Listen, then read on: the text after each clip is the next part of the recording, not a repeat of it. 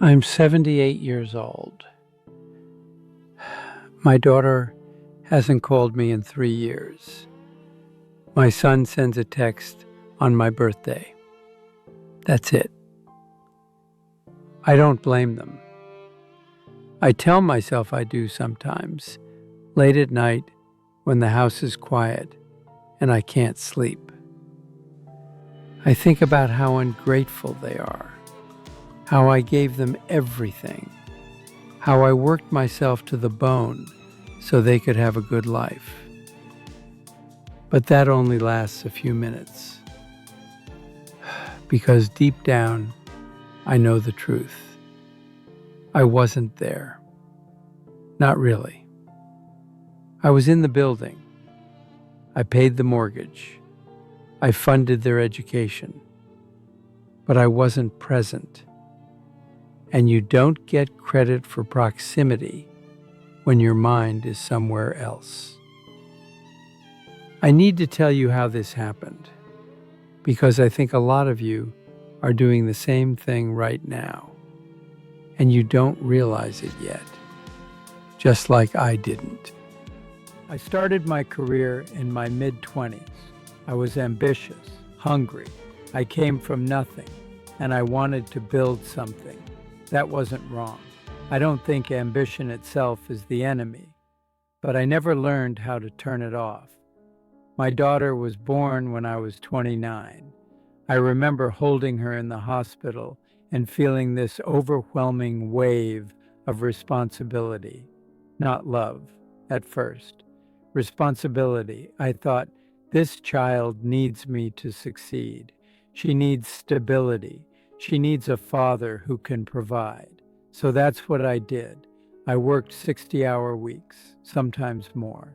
I told myself it was temporary, that once I made partner, once I got the promotion, once we hit a certain income level, I'd pull back. I'd be around more.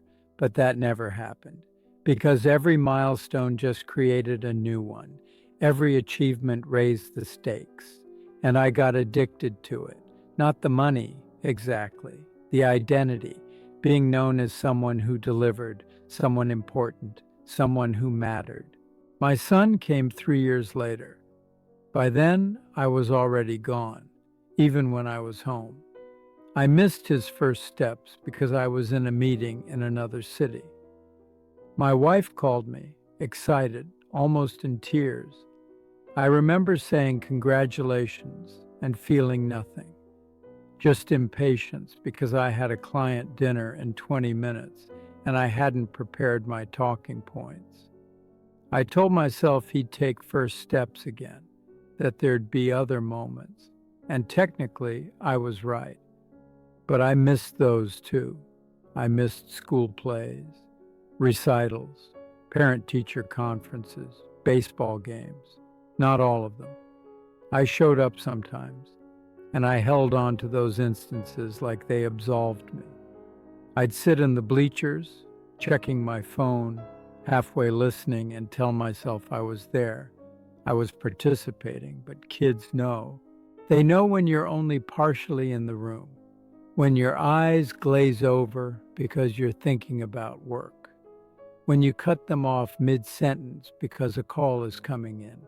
They stop trying after a while, and I let them. There was one night my daughter must have been 12, and she asked me to help her with a school project, something about building a model. I was tired. I'd just gotten home after a 14-hour day, and I didn't want to cut cardboard and glue popsicle sticks. So I handed her some money and told her to buy something online. She just looked at me, didn't say anything, took the money and walked away. I felt relieved. That's what I hate most when I think back. Not that I failed in that moment, but that I felt relief. My wife tried. God, she tried. She'd bring things up gently at first, tell me the kids missed me, that I was working too much. I'd get defensive. I'd say I was doing this for them, that she didn't understand the pressure I was under, that someone had to pay for this life, and she'd go quiet. Because what could she say? I wasn't wrong exactly. I was providing, but I was also hiding. Work was easier than being a father. At work, I knew the rules. I knew how to win. At home, I felt lost. I didn't know how to talk to my kids, didn't know what they liked, didn't know how to be soft when my whole day required me to be hard. So I just stayed at the office. The years stacked up. My daughter went to high school, then college. My son followed. I paid for everything: tuition, housing, books. I showed love the only way I knew how, with money, with access. I thought that was enough. I thought they'd understand later. They didn't. My daughter graduated and moved to another state. We barely spoke. She'd call my wife, talk for an hour. If I got on the phone, the conversation would dry up in minutes. I told myself she was busy, that we'd reconnect someday. My son stayed closer, geographically, but the distance between us was worse because I had to see it up close. Lunches, where we ran out of things to say after 10 minutes. Holidays where he was polite but distant, like I was an uncle he didn't know well. I retired at 68. I thought that would fix it. I thought, now I have time. Now I can be the father I should have been. But it doesn't work that way. You can't show up after 30 years and expect people to forget. You can't deposit love into an account you've left empty and expect it to compound. Relationships aren't retirement funds. My wife got sick 4 years ago. Cancer. It came fast. That's when I saw it clearly. How much she'd been the bridge between me and the kids. How every connection I had to them had been maintained by her. She'd covered for me, translated me, made excuses. When she died, the bridge went with her. The funeral was the last time I saw my daughter in person. She was kind. She hugged me. But it was the kind of hug you give a stranger at a support group. Obligatory, careful. My son and I meet for lunch, maybe twice a year now. He asks how I'm doing. I say fine. He says he's busy. I say I understand. Then we sit in silence until the check comes. I'm 78 years old. I have more money than I'll ever spend. I have a house with 4 bedrooms and nobody in it. I have a career's worth of achievements that mean nothing now because there's no one to share them with, and I can't go back. That's the part they don't tell you. You think you'll always have time to fix things, to make up for it, to rebuild, but there's a point where the door closes, not because of cruelty, just because too much time has passed, because people get tired of waiting, because they build lives that don't include you. I didn't lose my children to an accident. I lost them to 1,000 small choices. Days I chose the office over the dinner table. Nights I chose my laptop over their bedtime stories. Years I chose my reputation over their childhood. And every single choice felt justified at the time. If you're reading this and you have young kids, you probably think you're different. You think you'll balance it. You think they'll understand. You think you're building something for them. Maybe you are. But I want you to ask yourself something, and I want you to be honest. When was the last time you were fully present with them? Not in the room, present.